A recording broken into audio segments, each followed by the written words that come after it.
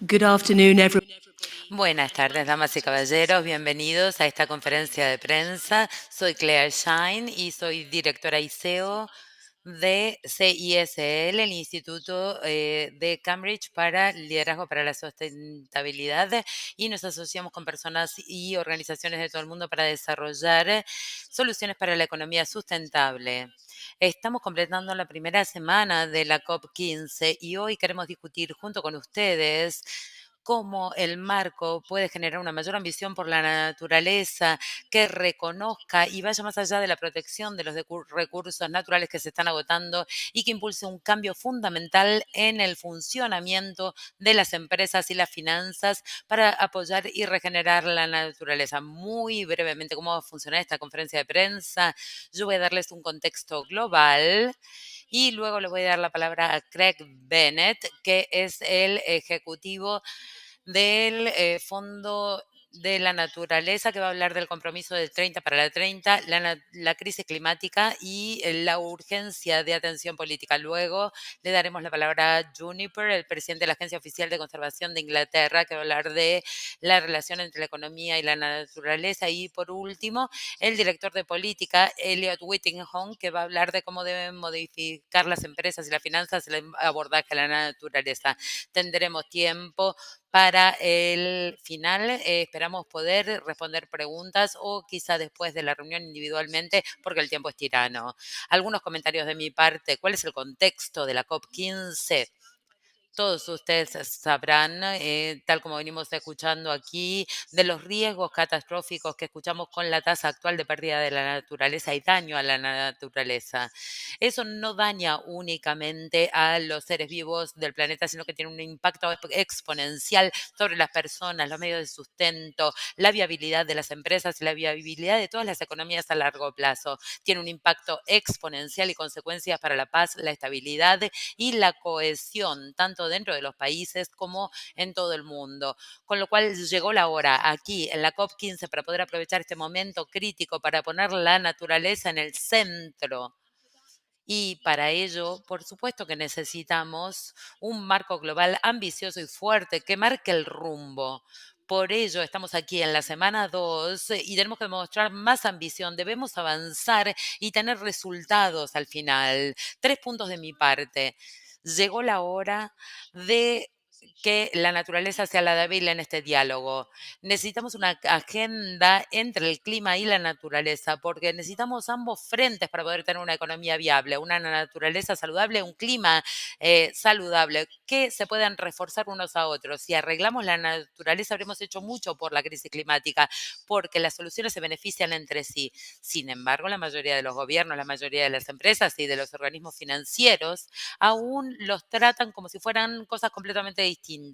Y como muchos de ustedes habrán observado, el nivel de visibilidad del liderazgo político alto aquí es muy bajo. Para la naturaleza, como vimos en la Copa 27 del clima en Egipto, es completamente distinto, con lo cual necesitamos un liderazgo que incluya al sector de finanzas y a los políticos más prominentes. Punto número 2, pensemos en la voz. ¿Quién está sentado en la mesa? Aquellos que hablan visiblemente por la naturaleza y los sistemas de soporte vital no cubren el rango total de quienes y pueden impulsar un cambio en Canadá. Para aquellos que viven en este hermoso país y en todo el mundo, es crítico darle más visibilidad a las voces de los pueblos indígenas, aquellos cuyo sustento depende fundamentalmente de los sistemas de soporte vital, y a las comunidades autóctonas, aquellas que tienen el vínculo emocional y el conocimiento tradicional y que muy a menudo son quienes están al frente del agotamiento y la destrucción de la naturaleza. Y debo agregar, aquellos que en lo que respecta al cambio climático van a ser los primeros que van a ser excluidos de sus propias tierras. En tercer lugar, para poder impulsar un movimiento y avanzar con el convenio de diversidad biológica, debemos priorizar la naturaleza y debemos entender que es una cuestión económica fundamental, de hecho, la piedra angular de la economía del futuro. El sustento de todos, toda la actividad económica y todas las formas de bienestar humano dependen de una manera u otra de que prospere la naturaleza, porque no hay ninguna empresa en un planeta roto a largo plazo y sin ninguna duda tampoco va a haber economía en una sociedad rota. Las cosas como están nos está costando muy caro, le está costando muy caro a las empresas de forma directa y también en cuanto a las oportunidades de innovación que pierden. También les cuesta dinero a los gobiernos, cuesta en términos de la salud de las personas. Tomamos la naturaleza por sentado, lo seguimos haciendo, lo tratamos como si fuera gratis y es uno de los errores más estúpidos que podemos cometer nosotros, la humanidad. Por ello, sabemos que con la pandemia y la COVID no fue la única y no será la última, sabemos que interferir con la naturaleza, perder la estabilidad de los sistemas saludables, tiene consecuencias. Y a menudo nosotros no entendemos esas consecuencias ni las podemos anticipar. El costo que hemos pagado como familias, como naciones y como la economía global por esa pandemia es incalculable. Pensemos en las soluciones basadas en la naturaleza y la regeneración de los sistemas vitales, lo que podría significar, porque también tiene un impacto directo sobre las posibilidades de pandemia. En cuarto lugar, estos cambios no son una utopía. Con las actitudes, las expectativas y las demandas de las personas de toda la generación, particularmente de las generaciones más jóvenes, que se están modificando rápidamente, nos pueden enseñar a todos los líderes políticos y empresariales, porque vemos que todos están exigiendo una forma nueva de trabajar, una forma nueva de encontrarnos y una forma nueva de hacer que el bienestar sea una de las piedras angulares del paradigma económico. Para ello, no solo necesitamos trabajar con la naturaleza, porque va a mejorar nuestras vidas, pero también tiene muchos otros beneficios que se provienen de ese equilibrio. Pensemos en la salud. En las ciudades, para el año 2050, el 75% del mundo aproximadamente va a crecer en entornos urbanos. Si nosotros queremos que ellos cuiden la naturaleza, que estén en contacto con la naturaleza, debemos repensar la inclusión de la naturaleza en nuestras ciudades, en el entorno urbano y poder disfrutar de la infraestructura verde en las urbanas, en las ciudades para que las ciudades sean más vivibles. Eso tiene que ver con la equidad social y con las oportunidades de una vida justa, ya que hoy las personas que viven en las ciudades están muchas veces lejos de lugares verdes y generalmente son los más marginalizados y los menos pudientes. Eso es un llamado a la acción para los desarrolladores. Ellos deben modificar este patrón. Creo que ya he hablado lo suficiente, le voy a dar la palabra a Alice, pero antes voy a reiterar, podemos hacer ese cambio y seguramente ahora vamos a escuchar algunas de las partes, algunas formas de hacerlo suceder. Craig, te doy la palabra. Claire, es un placer poder participar de esta conferencia de prensa. Primero, una presentación al Wildlife Trust. Somos una de las organizaciones de la naturaleza más grande del Reino Unido. Nos fuimos fundados unos 110 años atrás y somos una federación de 46 trusts del Reino Unido colectivamente. Tenemos más de 900.000 miembros y tenemos más reservas de naturaleza que restaurantes de McDonald's en el Reino Unido. Estimamos que el 60% de la población del Reino Unido vive a menos de 3 millas de una reserva nuestra. También somos uno de los 5 miembros fundadores de IUCN en 1950 y tenemos muchísimos escolares que asisten a nuestros programas todos los años, pero nuestro foco principal es el vínculo entre las personas en la naturaleza y particularmente el rol de las comunidades locales y el aporte que pueden hacer para poder construir un mundo más positivo para la naturaleza. Déjenme resaltar un par de cuestiones y contarles un poquitito más de la necesidad de vincular el clima y la naturaleza. Mucha gente los separa, los pone en silos distintos, pero la verdad está más que clara. No hay ninguna esperanza de resolver la crisis climática si no resolvemos la crisis de la naturaleza y empezamos a recuperar la naturaleza. Y tampoco hay esperanza de resolver la crisis de la naturaleza si no abordamos el cambio climático. Debemos recordar que estas dos cuestiones están interconectadas porque a menudo olvidamos que el cambio climático lo provocamos quemando combustibles fósiles que básicamente son diversidad biológica muerta. A menudo lo olvidamos, por ello están inextricablemente conectados. En las negociaciones de clima que se vienen desarrollando desde hace muchos años, logramos acordar la meta de que la temperatura subiera menos de 1,5 de los niveles preindustriales. Pero ello se ha transformado en una meta para las empresas, las ONG, los gobiernos, para que todos pregunten cuáles son las medidas que necesitamos para poder garantizar que cumplamos esa meta. Seguramente queda mucho por hacer para poder llegar a donde debemos estar, para poder luchar contra la crisis climática, pero al menos ese foco nos ha permitido comenzar a pensar en qué se necesita para abordarlo. Pero en cuanto a la naturaleza, no tenemos un avance equivalente. Durante años tuvimos todas las metas de IG, de las cuales no cumplimos absolutamente ninguna, y necesitamos ese foco, esa guía para los actores no estatales y los gobiernos. Y esa es la meta del 30 para el 30. Nosotros esperamos que esa meta del 30% de las áreas estén en recuperación, tanto localmente como mundialmente para el año 2030, que eso se convierta en la guía que todos querramos alcanzar. ¿No es suficiente? No, ni cerca, pero al menos nos va a dar una guía. Pero no tener la meta no basta, debemos implementar la meta, debemos promoverla con programas claros, con planos, con medidas que nos permitan lograr una recuperación de los mares y las tierras del 30%. Ahora en Qatar tenemos la Copa Mundial y las Olimpiadas. También se planifican muy bien, se construye la infraestructura muy rápidamente y si las cosas se demoran, hacen todo lo posible para remediarlo y se aseguran de que el día que debe comenzar el juego esté listo el estadio. Ahora necesitamos planes similares para poder construir la infraestructura de la naturaleza para 2030. Planes claros en el ámbito local, nacional e internacional para garantizar que logremos proteger y recuperar el 30% de las tierras y mares para el año 2030. Y estos planes deben desarrollarse en asociación con las comunidades locales y los pueblos indígenas de todo el mundo. Por último, ¿cómo lo vamos a hacer? Como venía diciendo Claire, sería devastador para la naturaleza, para nuestras vidas y también devastador para la economía si no logramos hacer esto.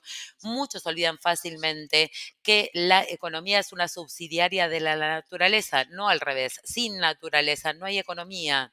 Si no hay economía, la naturaleza va a seguir allí, pero si no hay naturaleza, no hay economía. Por ello, necesitamos ver una decisión política mucho más fuerte en todo el mundo para poder resolver la crisis climática y la crisis de la naturaleza al mismo tiempo y debemos dejar de tratar estas dos cuestiones como si fueran distintas. Nuestra vida depende de ello. Muchísimas gracias. Muchísimas gracias, Craig.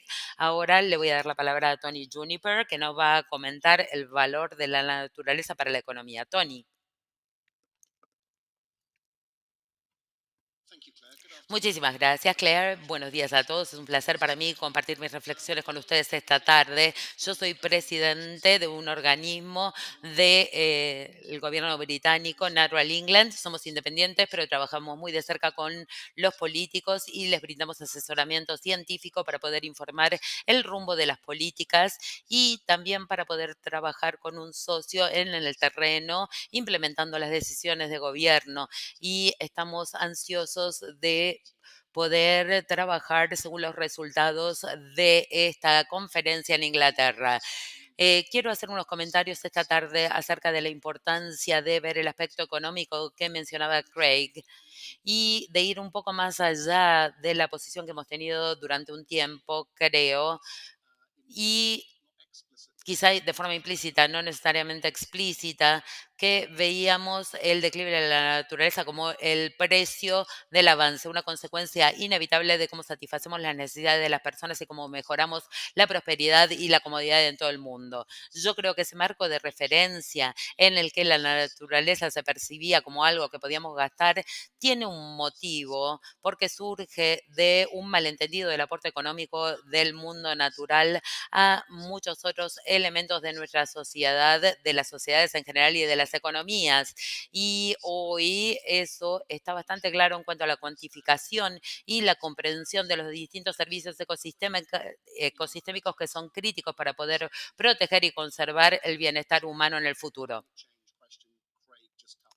La La pregunta que cree que acaba de la manera que vamos a lograr una reducción de 1.5 a 2.0 de grados, este límite, a menos que invirtamos en la recuperación del mundo natural y ciertamente nuestra habilidad de adaptarnos a un cambios inevitables por el clima. Ya de por sí estamos viendo la consecuencia de tiras de la degradación, las inundaciones costeras o el impacto de lluvias muy fuertes. A menudo vemos que las estadísticas de lluvia, pero no entendemos que en paralelo con ese clima extremo está el nivel hasta donde está exacerbado por la degradación del suelo, la falta de humedales y los bosques despejan. También una gran dimensión en relación a la seguridad alimentaria.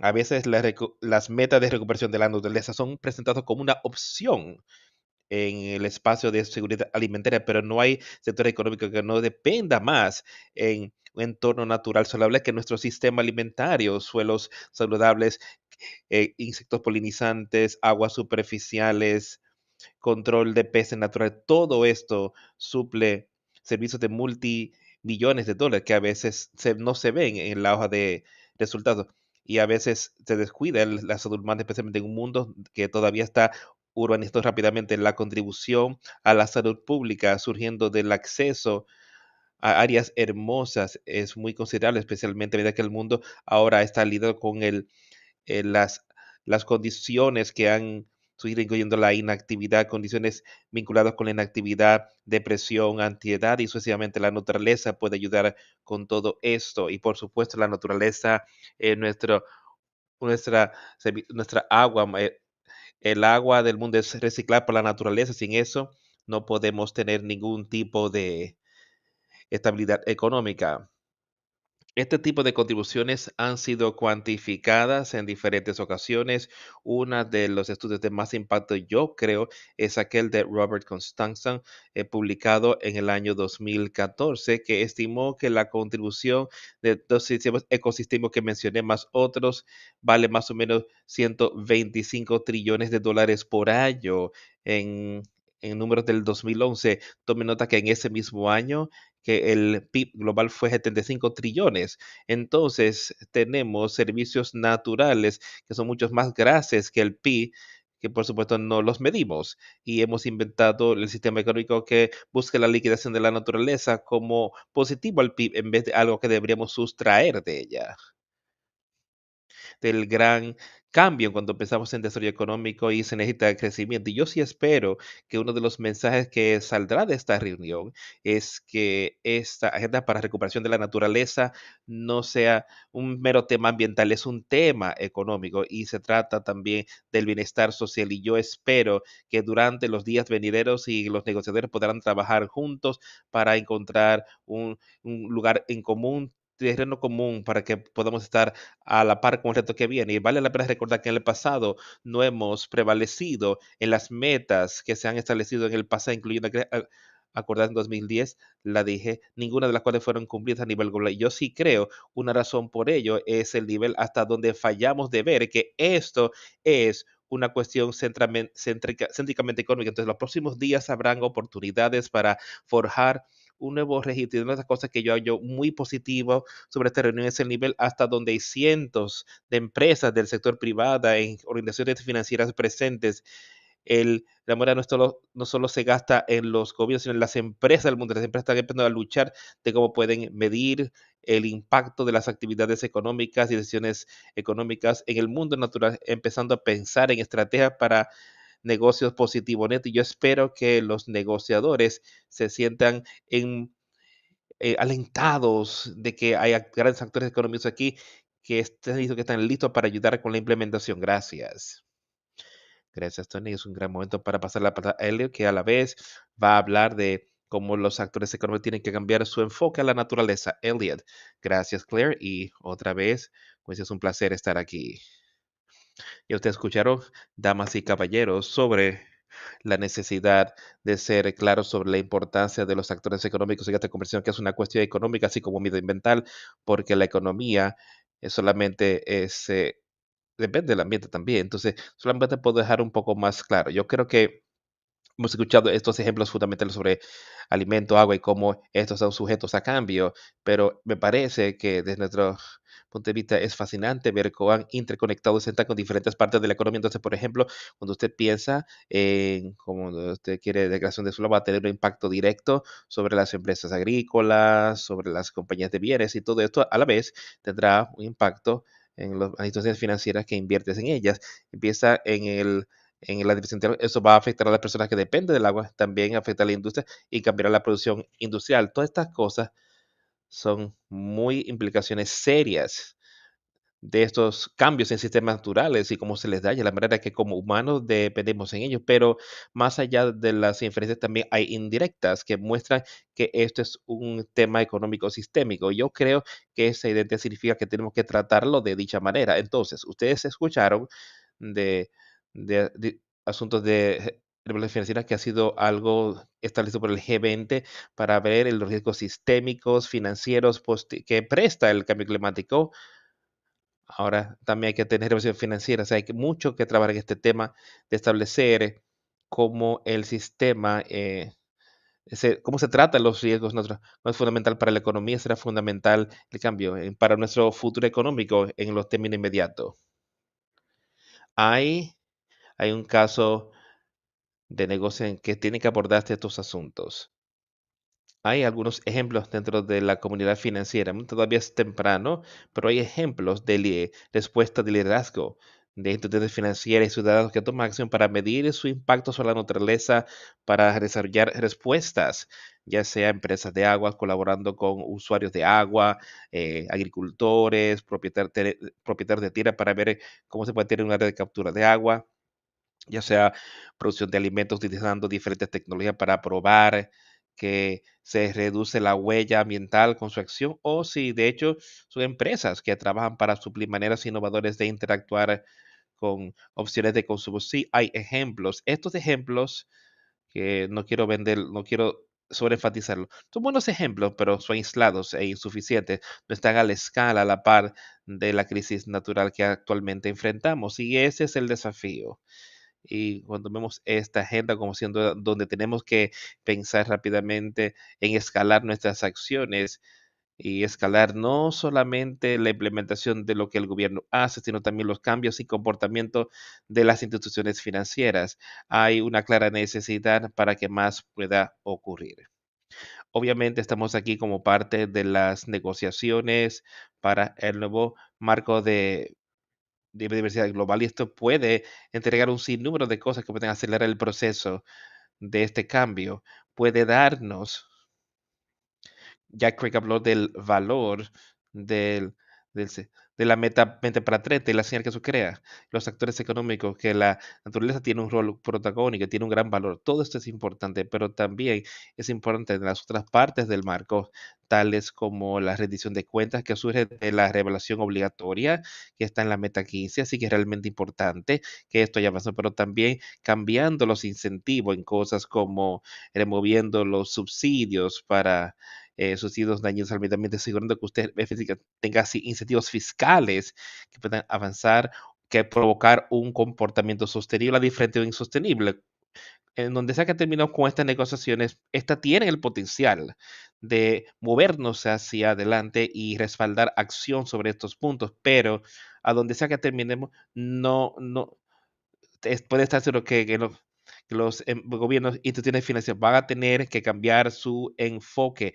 Uno de nuestros mensajes clave aquí es en apoyo a lo que se puede negociar y debe ser negociado en este espacio, pero también que la conversación no se detiene aquí, empieza aquí, y decir que necesitamos acción gubernamental más fuerte, marcos más claros y política, necesitamos más liderazgo de negocios, más granulados y a escala, o sea, cambios de negocios, y necesitamos un reconocimiento más profundo dentro de las instituciones financieras en cuanto a los riesgos que se causa por los bienes no gestionados, pero también la oportunidad que surgen de estas soluciones basadas en la naturaleza, como pueden ser escala. Entonces, para nosotros la agenda tiene que ser el inicio de un gran trabajo con el cual esperamos colaborar y realmente nos ayuda a impulsarnos hacia el futuro. Gracias, Elliot. Ahora la conversión definitivamente no se detiene con nosotros. Empieza con usted, así que nos tenemos unos minutos para preguntas. Hay un micrófono allí en el lateral. Si tiene una pregunta para un orador específico, diga por favor el nombre o señale. No queremos ser, no corte, así que si es para todo el panel, yo tomaré una decisión arbitral. Veo a una dama por aquí, ya está listo. Bueno, pues diga su nombre y de dónde proviene. Mi nombre es Beatriz Oldimastri.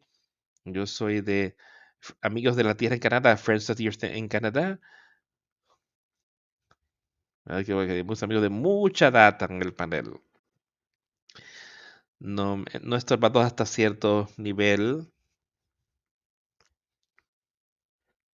Por el lugar de provincia puesta la propiedad. Sin mencionar que el daño debe detenerse. Y creo que podría ser útil, bueno, ya sea, puede ser a Greg o a Tony, que hagamos de un rol más fuerte en el gobierno, donde tener los daños, donde a veces yo diría que es el cumplimiento de regulaciones, por ejemplo, y en el contexto de estas negociaciones, metas específicas como la meta 7, tengo una reducción de pesticidas para tal, no sé dónde está ahora mismo, empezando en 66%, pero metas muy específicas que donde la rendición de cuentas se pueda atar. Estoy muy impresionada hacia dónde va el trabajo en cuanto a la recuperación. Creo que las soluciones basadas en la naturaleza están en peligro detrás de solo de recuperación y no en detener el daño. Me gustaría vuestro comentario de cómo empezamos ahí y qué podemos hacer en esta reunión para ponerlo eso en su debido lugar. Gracias, Beatriz. Voy a pasar directamente a Craig, particularmente porque él está rico a nivel local. Sí, muchas gracias. Excelente verle, Beatriz. Usted tiene toda la razón, por supuesto. Por supuesto, tenemos que detener los daños de las existentes para la naturaleza. Es de locura el nivel a este cual todavía vemos la erosión de la naturaleza en todo el mundo y pero tenemos que detener y darle un giro. Entonces yo creo que es muy útil tener una narrativa que se trata de ser positivo a la noticia para saber que esto no es solamente de reducir el declive de la naturaleza, pero revertiendo, pero usted tiene toda la razón diciendo que tenemos que detener los daños que se le siguen causando a la naturaleza en el mundo y los gobiernos, las cooperaciones todavía interactúan en eso y el impacto que eso tiene sobre comunidades locales. También mencionan temas como pesticidas o a veces no fue para el espacio para la naturaleza y protección, pero de hecho, tenemos que restaurar la abundancia de la naturaleza. La naturaleza no funciona, al menos que usted tenga especies en abundancia de vida natural. Entonces, de las mejores cosas que podemos hacer para eso es reducir dramáticamente el uso de pesticidas y por eso es que mm, para las Westwell tiene movimiento en Wales tiene movimiento de jóvenes en el Reino Unido acordaron y en un manifiesto para para ir al gobierno galés haciendo un llamado para una meta en Gales para reducir el uso de los pesticidas por 2/3 para el 2030. Y me parece que esto muestra el tipo de sentir de jóvenes. Sí, yo es en Wales, pero yo creo que hace eco en el mundo para que los gobiernos se muevan mucho más rápido al tratar la crisis climática, protegiendo la ciudad y los químicos que están diciendo para matar la biodiversidad.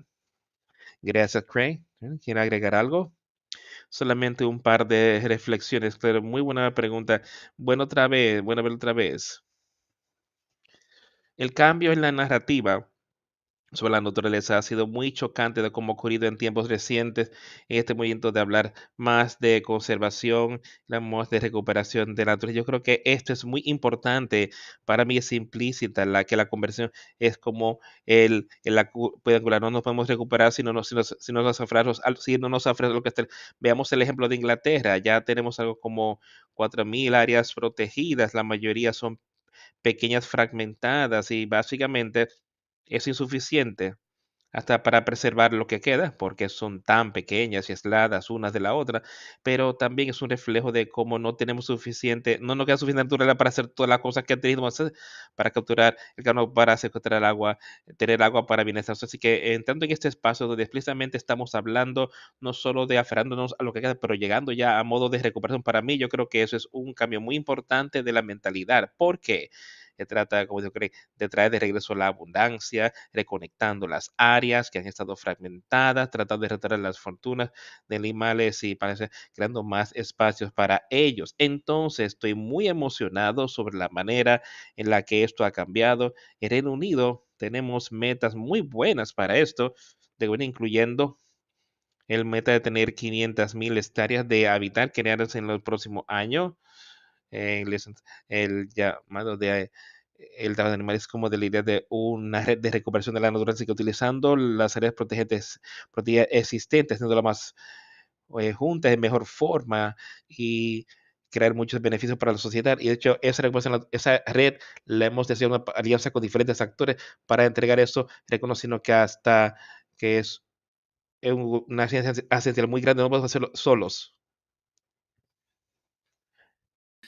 Pero tenemos 600 organizaciones asociadas que participan críticamente y también muchas empresas del sector privado que también han adoptado esta causa común con nosotros.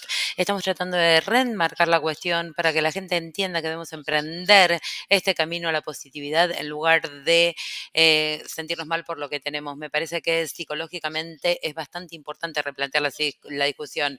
Sí, y quiero que recordemos esto porque tenemos el deber de manejarnos con esperanza y debemos actuar. Es una acción afirmativa para la naturaleza. Allá a la izquierda atrás hay otra persona con una pregunta. Soy Cecilia, soy periodista de España, Barcelona.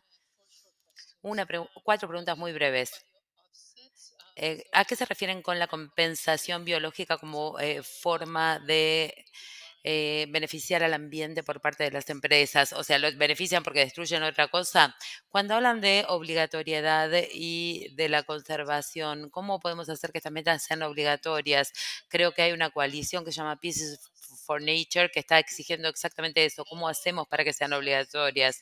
En cuanto a los subsidios, ¿qué subsidios deberían limitarse? Y la cuarta y última pregunta, cuando hablamos de la meta del 30% para el 30, ¿qué es lo que vamos a proteger conforme a este 30%? Las primeras 3 preguntas se las voy a pasar a Elliot. Sí, fantástico, muchas gracias.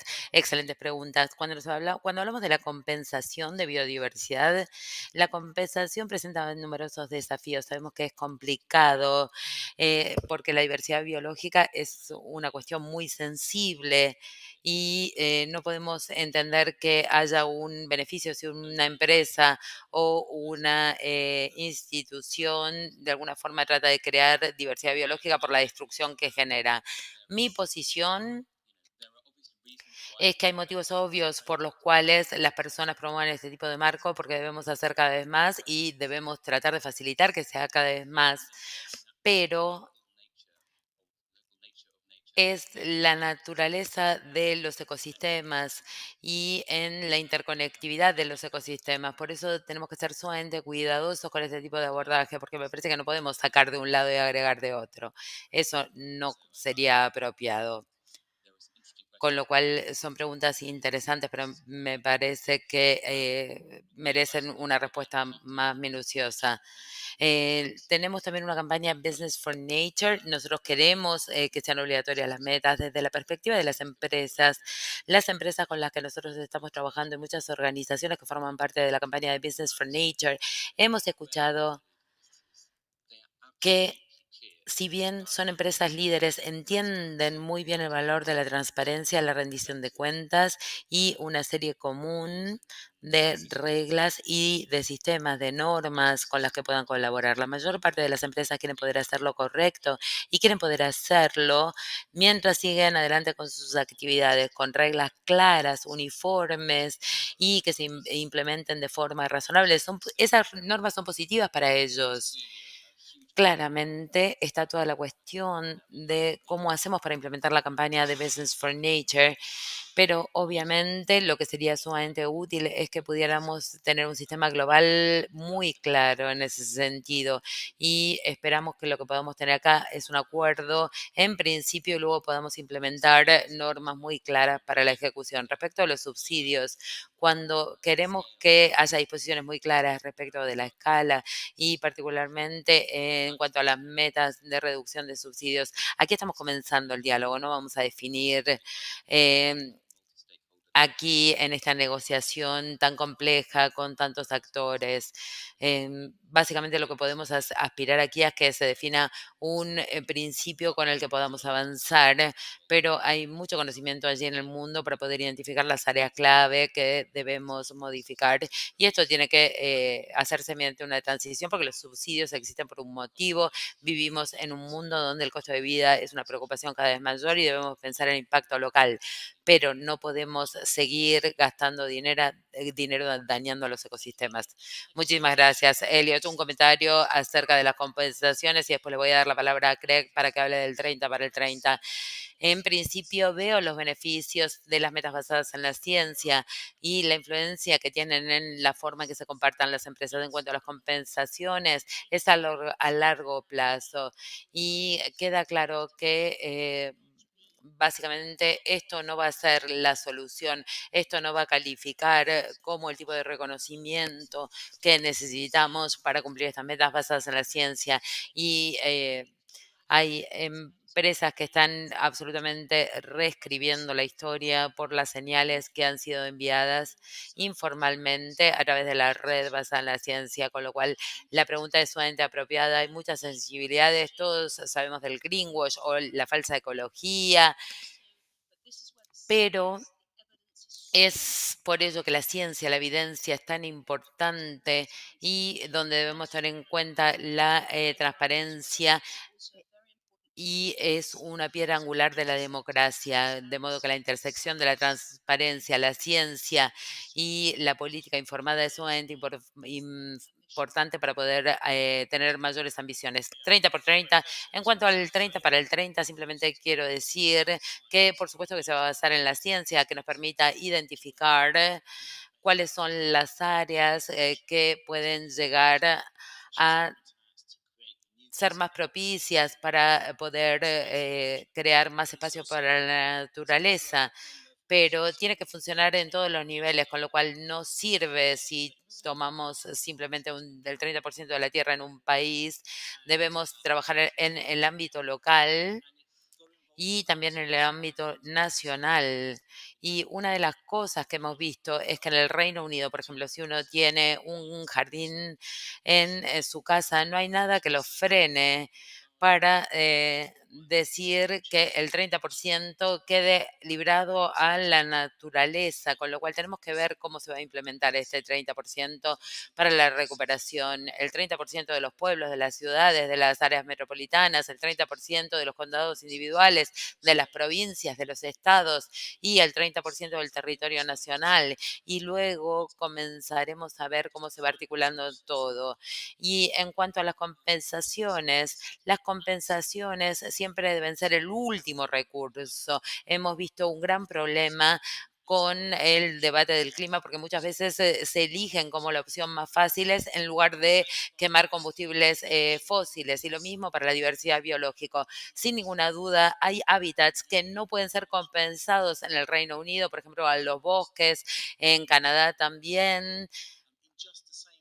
De la misma manera que nosotros no nos imaginaríamos construir una ruta que atraviese todo Londres o tirar abajo los edificios de Ottawa. Debemos garantizar que algunos hábitats no pueden compensarse porque son totalmente preciosos y deben generar un valor agregado. Eso siempre debe tenerse en cuenta. Bueno, ahora sí nos corre la tiranía del reloj. Muchísimas gracias por haber estado aquí en números tantos. Podemos tener un comentario adicional muy rápido, simplemente un comentario muy rápido acerca de los subsidios. Como sabrán, esto está en las discusiones de la agenda por unos 30 años, hasta donde yo sé. Y en cuanto a los distintos subsidios que son más dañinos para la naturaleza y la diversidad biológica, sin ninguna duda deben ser los subsidios para la agricultura y la pesca. Y son en esas áreas donde vemos los mayores beneficios, seguramente de tomar un abordaje distinto, algo que estamos haciendo en Inglaterra en este momento, que está haciendo el gobierno y que nos tiene muy entusiasmados es cambiar los subsidios que se estaban otorgando en cuanto a la cantidad de tierra que tenían para la agricultura y transformar esos subsidios en pagos por bienes públicos. Un bien público es algo que no está en el mercado y eso incluye, por ejemplo, la captura de carbono, l- ríos limpios, paisajes hermosos. Es un programa maravilloso de reforma de política y es especialmente el tipo de políticas que queremos cambiar. Es un trabajo en curso, pero esperamos que en los próximos años veamos a ver un verdadero cambio en el terreno y con el trabajo que estamos haciendo en Metro England, que sin ninguna duda tiene las mismas metas y objetivos que se están discutiendo y acordando aquí. Eso es una herramienta de política, ese cambio en la cultura de agricultura para poder brindar apoyo a los agricultores en la recuperación de la naturaleza, probablemente sea la herramienta más importante que tenemos para lograr una diferencia. Gracias, Tony, y gracias a todos, damas y caballeros, por haber estado aquí. Estaremos muy dispuestos a conversar este diálogo, como les parezca. Esperamos que les haya resultado interesante y útil. Gracias a los demás oradores. Que tengan un hermoso día.